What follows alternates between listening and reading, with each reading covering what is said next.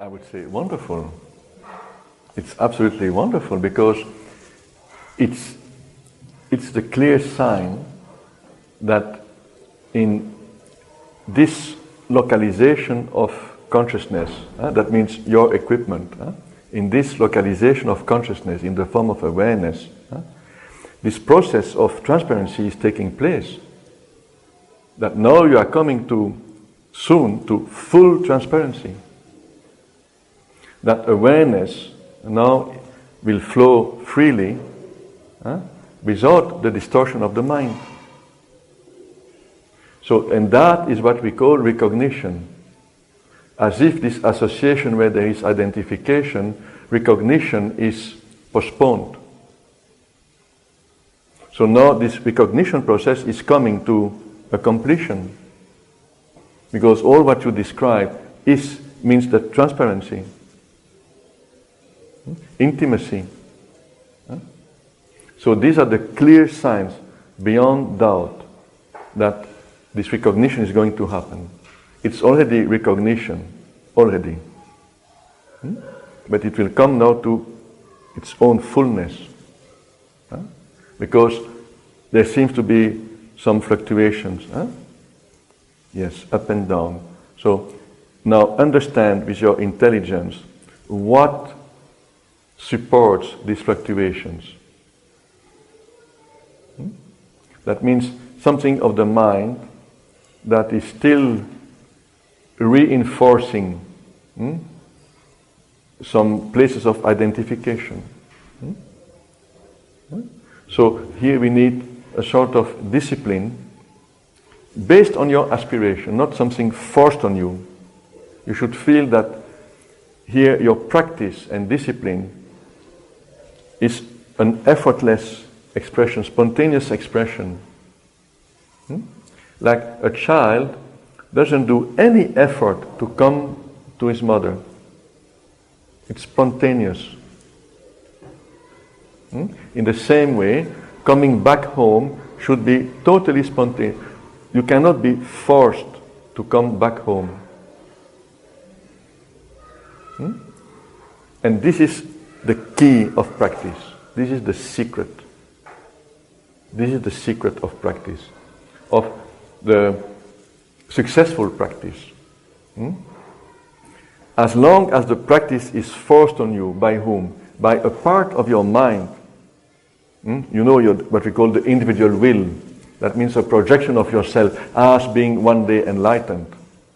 And now you need to do this and this and this. And you accumulate the practices. This is wrong.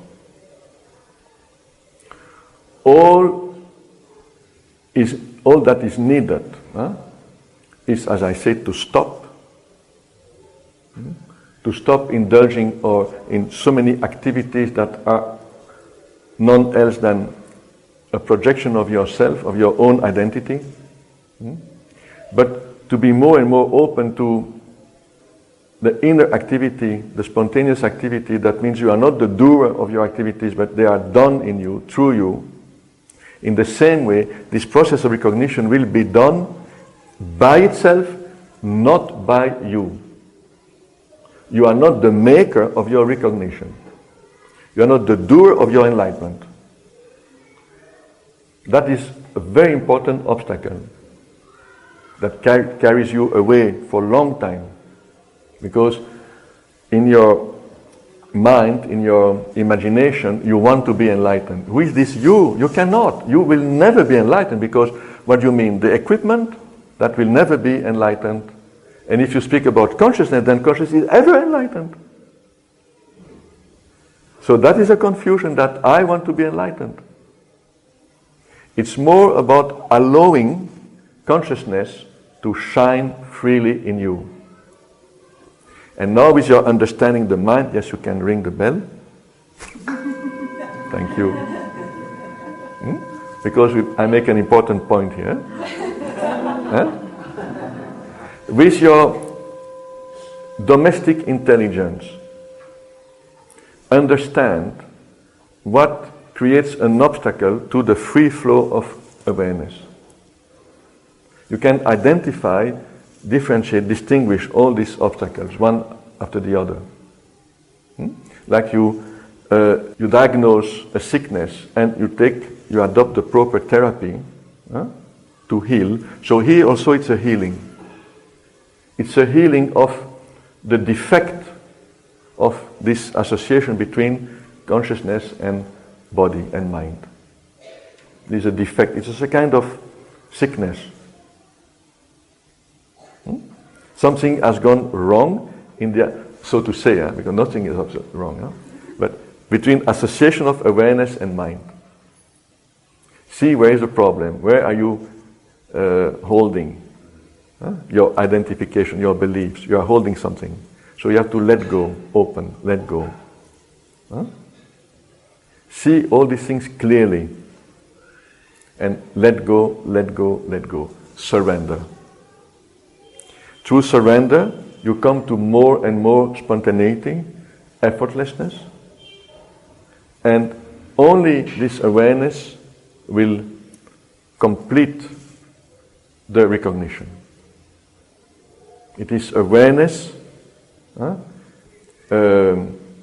being hindered by the mind that now will recognize itself through this process of association with mind and body.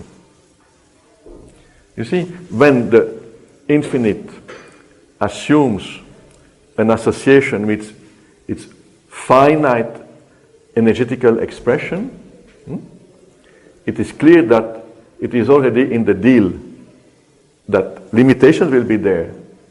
And that is the great, unbelievable mystery of the universe. That the one unique reality appears as limited. Yet it is ever the infinite reality. So the same is taking place at the level of a local unit, localized awareness. There the same universal mystery paradox is happening. And it's not written that consciousness is looking for knowing itself. No. There is no agenda in this creation. So there is no purpose. It's not going from alpha to omega, sorry to say for some great philosopher. No. Everywhere and everything is omega, not alpha. The final statement is that all is Aja, unborn.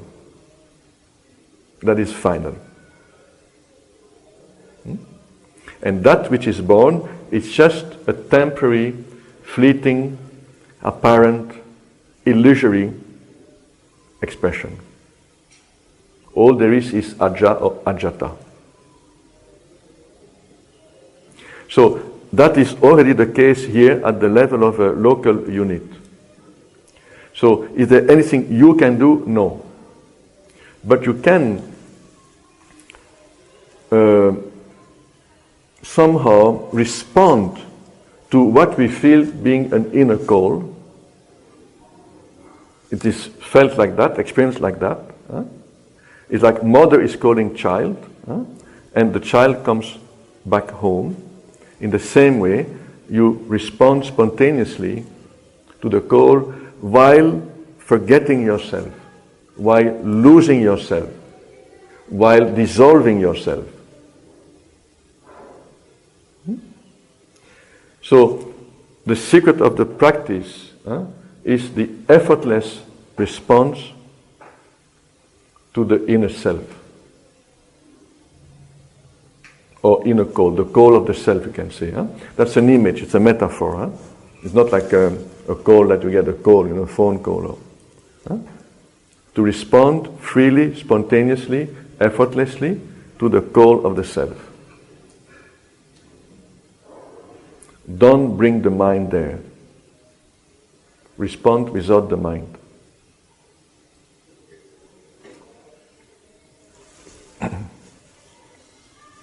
It will all happen on its own. And you cannot program that. It's impossible. You cannot decide for it. Huh? You can only disappear, die to oneself. And because we are not really existing, it happens. Like awakening definitely will happen, but it can be after a long, long time in terms of time. Huh? It has already ever happened, huh? But phenomenally it may take a long time, eons. So, in the same way, like self-dissolution will definitely happen, awakening also will definitely happen. Whether it comes early or late, it's not in your hand. Just be natural and spontaneous. So therefore, the central practice, the essential practice, is to sit quietly and make sure that nothing comes in between. And that is the most difficult thing. A young man who was a shepherd, was sitting in the mountains very high with the sheep, just sitting in a relaxed way. But there was a businessman from Calcutta who was on a yatra, he lost his way high in the mountains, he was going to some pilgrimage place. Then he found this young man, he wanted to ask the way. But he was surprised, he said, "You are so young, and you are here, did you go to school? What are you doing here? You could surely do something better. You could study, and perhaps you could increase your business. You work very hard, but you get very little. So you should work with a partner and have more sheep." "For what?" He said, "For what?" Then if you have more sheep, more milk, more cheese, you can open a whole factory. Because he was the CEO of a multinational. Then he said, "But for what?" He said, "If you have a factory in one state, you can have a factory in every state of India. For what?" He said, "Then you can start a multinational company, milk powder in the whole world. For what?" Then he said, "But then you can retire. It is for what? To be relaxed, to be quiet. That's what I'm doing now."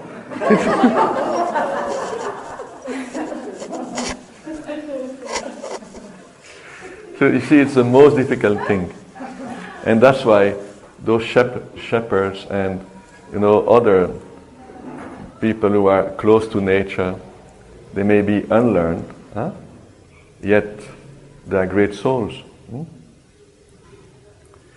I say that great souls in a way because there is no higher beings and lower beings. And here the big confusion is to consider the humans as higher beings and the animals lower beings. It's a nonsense. All there is consciousness. So in terms of consciousness, there's no higher and no lower.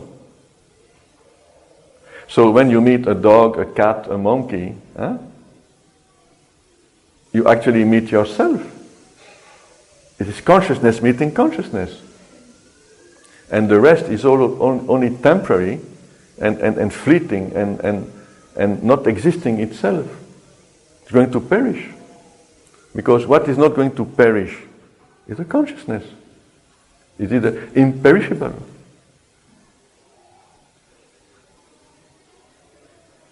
So every time you look at our dogs, you can practice this direct seeing without the interference that it's a German Shepherd.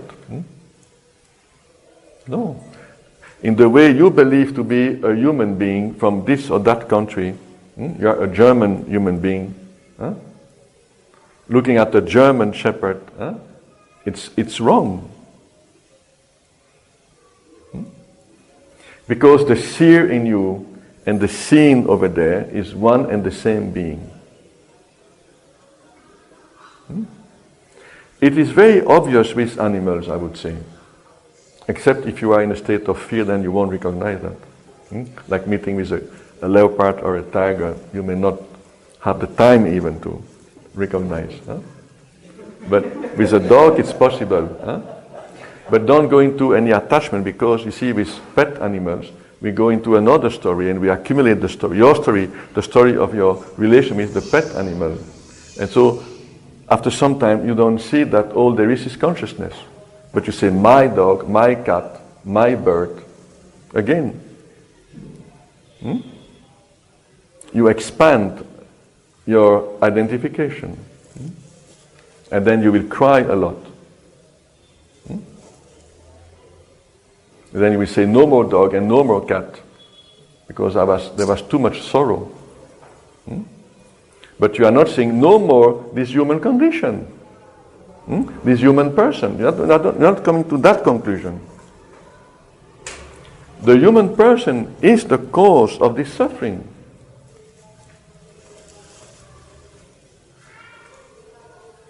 The belief, of course, the belief of being a human person. It's misery guaranteed.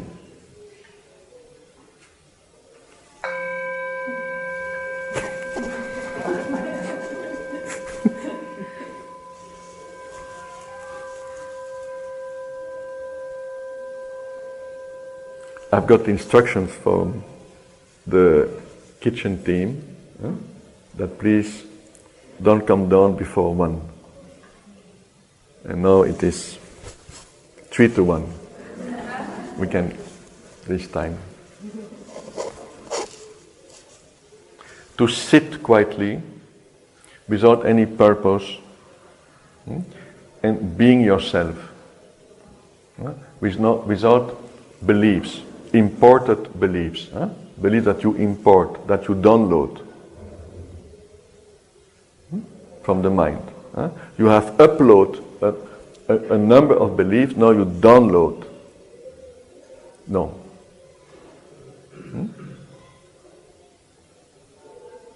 Be yourself without any belief, without any preconceived idea. And this is a kind of alchemy deep in your heart. Don't bring any concept there that I should find the self. For sure you won't find. You have to drop the concept self to know the self.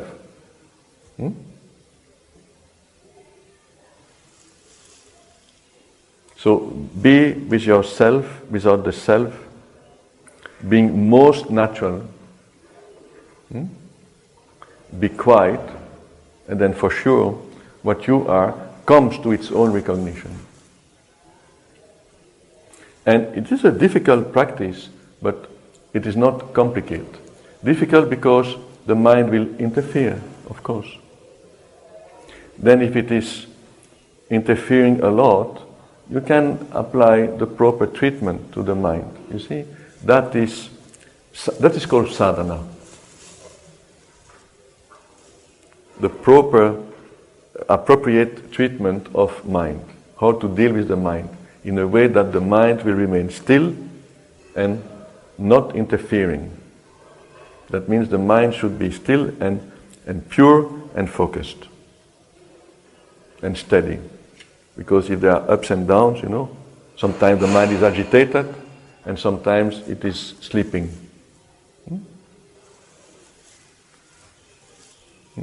You don't need these two extremes, the rajasic and the tamasic.